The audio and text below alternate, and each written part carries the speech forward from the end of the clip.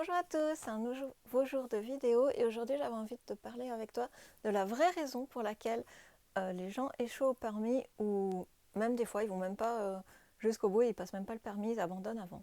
Alors tout d'abord j'ai envie de te dire que si je te fais cette vidéo et si tu es dans cette situation dans laquelle tu as raté ton permis, c'est vraiment pas une vidéo pour te culpabiliser, au contraire c'est une vidéo pour que tu aies un déclic et justement que ça se passe bien la prochaine fois où tu le repasseras. Donc voilà, garde toujours ça en tête, c'est vraiment pas pour se culpabiliser que je fais cette vidéo, mais au contraire pour t'aider. Donc la vraie raison en fait, il y a plusieurs raisons, je vais toutes te les citer et t'expliquer en fait ce qui se passe dans ta tête. La vraie raison pour laquelle, une des raisons pour laquelle les gens échouent au permis, c'est qu'ils ont une fausse idée de ce qu'est le permis. Donc comment dire, ils se font une idée préconçue de ce que c'est, mais sans connaître vraiment les différentes choses qu'on va leur demander au permis. Ils vont partir avec cette idée « Oh, c'est difficile, il y a beaucoup de choses à apprendre, c'est trop dur, gna gna ni, gna gna gna », alors qu'en fait, ils n'ont même pas regardé le programme ou ils ont juste vu qu'il y avait des choses à apprendre. Et oui, il y a des balises, il y a des signaux sonores, il y a des signaux de nuit, il y a des feux, mais à chaque fois, c'est 2 ou 3 éléments. Dans chaque catégorie, tu n'as pas des centaines et des centaines de choses à apprendre dans chaque catégorie que tu verras pour le permis. Donc ça, c'est vraiment une des premières choses qui fait que les gens échouent, c'est justement qu'ils ont une fausse idée de ce qu'est le permis et qu'ils ne connaissent pas du tout en fait les choses et qu'ils abandonnent avant même d'avoir commencé.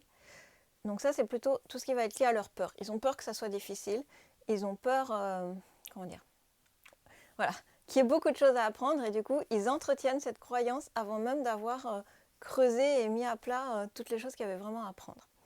La deuxième chose qui fait échouer les gens au permis, et c'est peut-être une des plus grosses choses en fait qui te limite quand tu veux passer un examen ou quelque chose que tu entreprends, c'est tes croyances limitantes.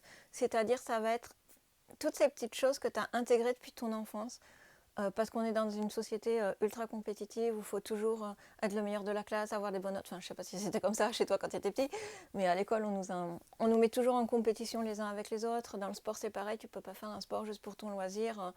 Quand tu es petit, si tu commences en club et si tu es un peu doué ou si tu as des facilités, de suite, on va te pousser à aller à la compétition, etc. Allez, toujours. Ça a des côtés positifs, mais du coup, ça a aussi un côté extrêmement dévalorisant. Et si tu as que 18 et pas 20 sur 20, tu vas te sentir nul, on va te demander pourquoi tu n'as pas eu 20, etc. Donc, dans ta vie, tu vas développer, depuis que tu es tout petit, plein de croyances limitantes, du style je suis trop bête, je ne suis pas intelligent, moi je ne sais pas apprendre, je ne sais pas étudier, je ne retiens rien. Toutes ces petites choses qui vont tourner dans ta tête que tu as entendues depuis que tu es tout petit, parce que peut-être une fois, un instituteur t'a dit t'as fait cette remarque où t'écris mal ou t'es nul en maths par exemple, alors juste parce que t'avais raté un exercice. Et même si ça peut être des petites phrases qui paraissent anodines, quand tu les entends de façon répétée depuis que t'es tout petit, quand t'es enfant, t'as pas ce recul en fait de dire c'est quelqu'un d'autre qui parle, c'est pas la vérité, c'est que son avis. Tu vas le prendre de plein fouet, tu vas le prendre pour toi.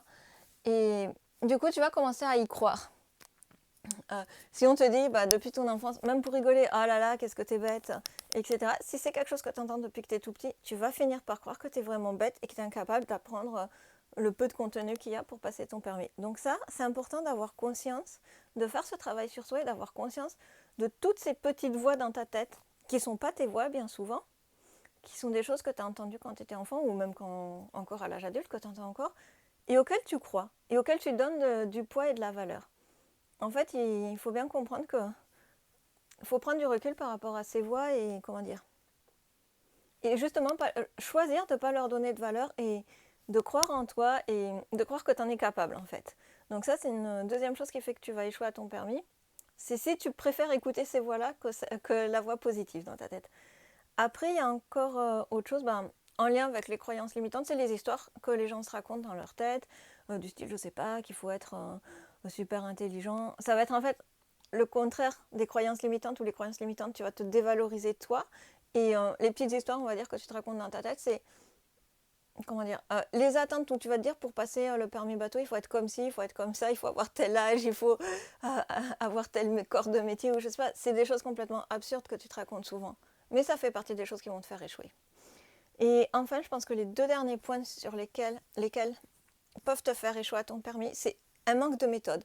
C'est-à-dire que tu ne sais pas comment étudier, par où commencer, comment dire. Tout ça te paraît très nébuleux en fait, et du coup ça va te mettre une grosse pression parce que tu vas paniquer. Le manque de méthode va te faire paniquer. Donc c'est pour ça que je t'invite à, si tu ne sais pas trop par où commencer, à regarder la vidéo que je t'ai fait sur ma technique pour apprendre n'importe quoi facilement et rapidement. Voilà, ça va te donner déjà des pistes par où commencer quand tu attaques un sujet nouveau et que tu ne sais pas justement par où commencer.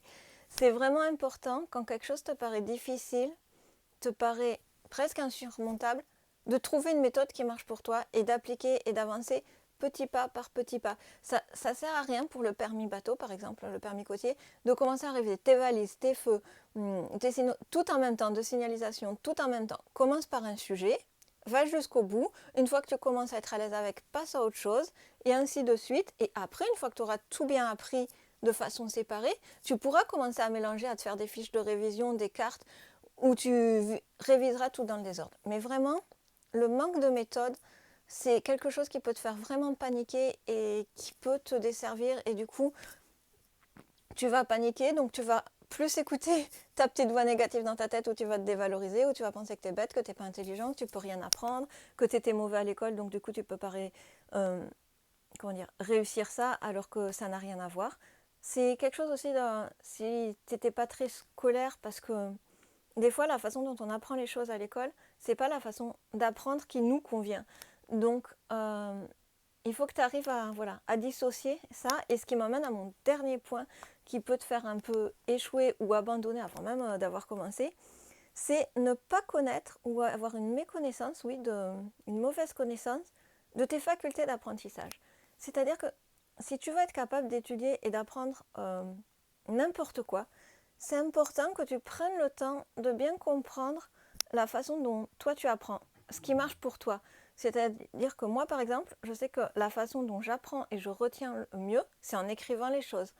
En écrivant et en visualisant les choses.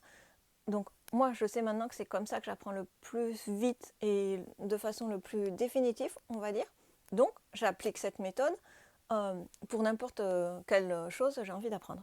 Si par exemple, ta façon à toi d'apprendre, ça va être plus en écoutant les choses, du coup, il faut que tu mettes en place des moyens d'apprentissage liés à ta meilleure faculté d'apprentissage ou de la meilleure façon dont tu retiens les choses en fait.